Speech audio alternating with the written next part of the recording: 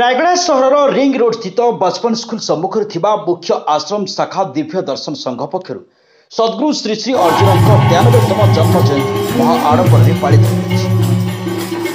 दिव्य दर्शन संघ प्रतिष्ठाता पूज्य सद्गुरु श्री श्री अर्जुन 1933 मसीहा जुलाई मास 18 तारिख मंगलवार दिन जन्मग्रहण करते।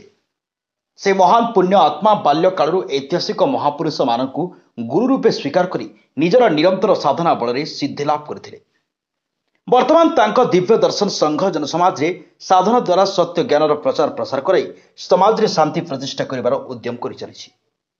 मध्याह्न समय वृद्धा आश्रम रे अन्न प्रसाद एवं वस्त्रर दान बंटन कराइथिला एवं संध्या रे 93तम जयंती महोत्सव दिव्य सत्संग माध्यम रे पालन कराइथिला। संघर सेंट्रल सभापति पूज्य श्री रविंद्रनाथ भाई, संपादक पूज्य श्री केशव भाई, गुरु भाई श्री गोपीनाथ बेहरा, गुरु भाई श्री विशु माझी और अन्य भाई भौणी माने जोगदे एक कार्यक्रम को सफलतार सह संपादन करथिले। सद्गुरु मो होची केशव सेठी दिव्य दर्शन संघ सेंट्रल संपादक तथा रायगड़ा आश्रम मुख्य तत्वावधारक। दिव्य दर्शन संघ प्रतिष्ठाता सद्गुरु श्री श्री अर्जुन 93तम जयंती उपलक्षे आज भजन समारोह व्यवस्था कराई। दिव्य दर्शन संघर गुरु भाई भौणी माने कंठरे समाज आध्यात्मिक चेतनार विकास निमंते समस्ते किभली दैवी गुण संपन्न होई सत्य ज्ञान शिक्षा करी जीवन को सुख शांति आनंदमय करिवे, सर्वोपरि दुर्लभ मानव जन्म को सार्थक करिवे, से उद्देश्य रे दिव्य दर्शन संघ रायगड़ा शाखा तरफ सद्गुरुदेव पवित्र 93तम जयंती उपलक्षे आज रही भजन समारोह। मो ना संगीता सेठी, मु दिव्य दर्शन संघर एक शिष्य अटे। आठी आमर आज गुरुंकर 93तम गुरु जयंती उपलक्षे भजन समारोह चली।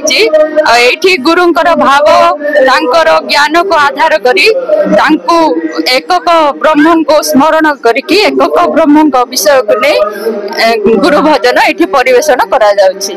आउ एटा हमर एक विशिष्ट यज्ञ अटे। आमे उत्सवर सहित गुरु जयंती को उत्सवर सहित पालन करूँ। तेणुक काली की अच्छी गुरुंकर 93तम गुरु जयंती, ता पूर्व दिन आज होची गुरुंक भजन को नकी एक भजन समारोह।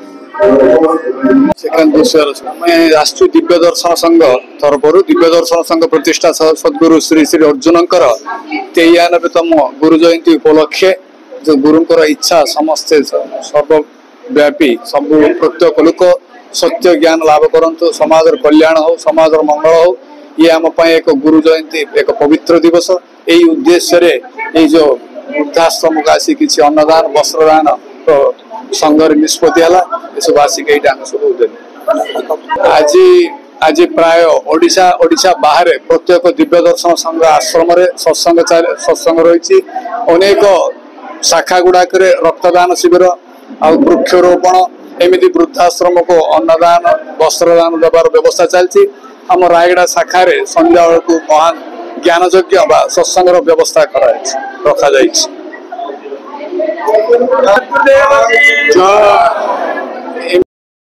Raigad Dharanidhar Pattnaik report the news today.